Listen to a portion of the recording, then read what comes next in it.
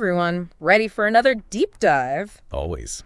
Well, today we're I'm excited for this one. today we're going to be looking at this fascinating Zulu coming-of-age ceremony called Umemulo.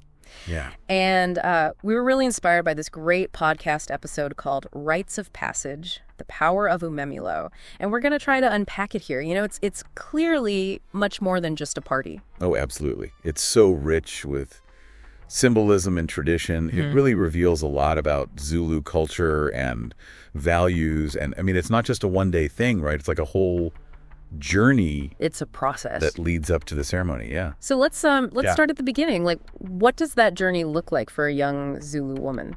Well, imagine you're a young woman. Yeah. You know, maybe around 21, or sometimes a family might decide a little earlier that she's ready, and she enters this time of seclusion. Oh, interesting. It's kind of like a retreat, you know, where she's just immersed in the wisdom of her ancestors and the customs and traditions, Yeah. you know, that have been passed down for generations. So it's kind of like an apprenticeship, you know? It is. Yeah. For life. Yeah, exactly. What kind of skills are emphasized during this time? Well, definitely homemaking skills are a big part of it, but it's really so much more than just the practical stuff. You know, it's about understanding what it means to be a woman in Zulu society, the values, the responsibilities, all of that.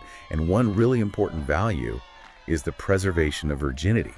Oh, wow. Which is seen as a symbol of purity and a real badge of pride. Yeah. Very interesting how these traditions kind of reflect the culture's values, right? Absolutely. But let's talk about the ceremony itself. What are some of the key rituals that mark this transition to womanhood? Well, there are several, but I think one of the most powerful is the slaughtering of a cow. Okay. It's a huge sacrifice by the family because, you know, in Zulu culture, cattle are really significant. Oh. They're not just animals. They represent wealth and prosperity, even a connection to the ancestors. Right. So this sacrifice is showing just how important this moment is. Right. It's like they're giving up the most valuable thing they have to honor this moment in her life. Exactly. And what about this traditional beer brewing that I read about? Oh, yeah. That's a big part of it, too. Usually, the women will all get together to do the brewing. Okay. And it's this beautiful symbol of unity and togetherness. Yeah. And sharing in the joy of the celebration, you know. It's interesting how these rituals combine practical stuff with deeper spiritual meaning. Absolutely. And then there's all this like gift giving called Easy Biso. Yeah, Bito are pretty amazing. Yeah. It's really about communal support and celebration. Relatives will bring gifts, often blankets, even livestock sometimes, to sort of acknowledge her worth, you know, and contribute to her future. And these gifts are much more than just material things. Right. They really represent the community's investment in her well-being and their recognition of her new status as an adult woman. So like, we believe in you, we support you. And I was reading about this one ritual that seems so powerful, this moment when her father gives her an assegai. Oh, yeah.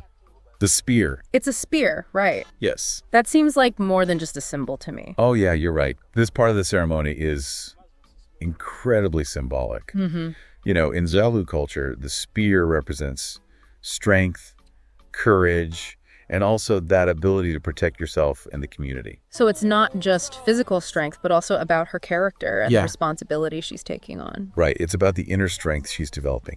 And you can just picture this young woman taking the spear from her father and thrusting it into the ground and declaring that she's ready to face life's challenges, to really embrace the responsibilities of being an adult. That's powerful. It's a powerful statement. Wow. And really upholding the values of a people. Yeah, very interesting. Yeah. You can almost see it, you know. Oh, absolutely. Her taking that spear, and just what a powerful moment that must be for those women. And, you know, in the podcast, they actually interviewed a young woman named Nomalanga who recently went through Umemulo. Oh, wow. And her story, it's so powerful. She talks about feeling like her ancestors were right there with her. Really? Like they were witnessing this transformation, supporting her. That's amazing. You know, and she even talks about feeling the weight of the community's expectations. Yeah. Because now she's seen as a role model for younger girls. Wow, that's got to be incredible. Like both empowering and humbling at the same time. Yeah. But like anything else, you know, traditions evolve. Right. Especially these days. In today's world. So Umemulo is also evolving, right? It is. And it's really a testament to how strong this tradition is, that it can embrace change and still keep those core values, Right. The podcast talks about how some modern Zulu women are incorporating new elements into their Umemulo ceremonies. Like some choose to wear a designer dress instead of the traditional attire. Oh, wow. So they're blending modern fashion. Yeah. With their ancestral heritage. It's a cool blend of like old and new. Yeah. You know what I mean? Totally. It's like saying, it is. This is who I am. I'm both.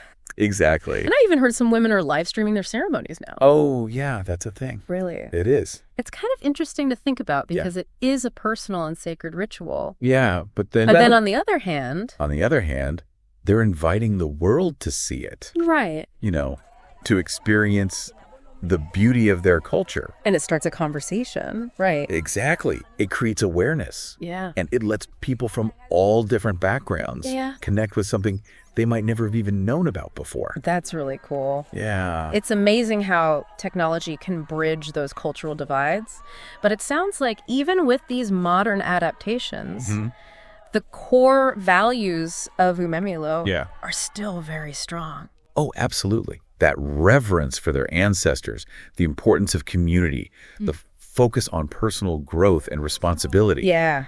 These are all things that still resonate with Zulu women today. It really makes you think about how rites of passage, in general, are so universal. Right? Yeah. I mean, whether it's a graduation ceremony, a quinceañera, even like those coming-of-age trends we see on TikTok these days, there's something there. Like we have this need as humans to mark these big transitions. You're so right. It's like across cultures. Yeah. Throughout history, people have always found ways to celebrate these moments of transformation.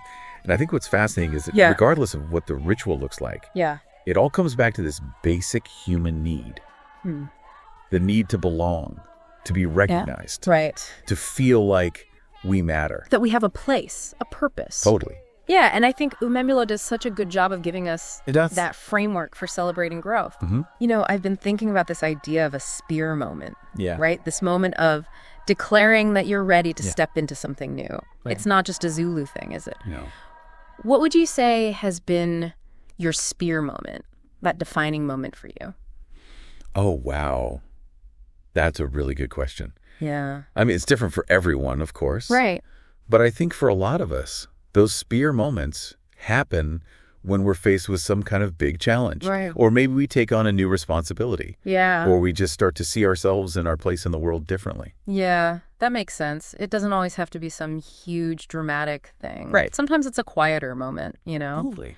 when things just click into place. And maybe that's part of what these rituals like Umemulo are all about. They give us a way to recognize and celebrate those moments, whether they're big or small. They remind us that these transitions, they matter. Yeah. They shape us. They shape how we see the world. Right. And they're not just about personal growth either. No. You know what I mean? Like with Umemulo, it's so clear that it's all connected. The individual's journey is supported by the whole community, by their ancestors, by the values that have been passed down over generations. He reminds us that we're not alone, that we're part of something much bigger. Okay. Like a whole web of relationships and traditions Yeah. that give our lives meaning. So as we wrap up our deep dive here into Umemulo, what would you say is the most important takeaway?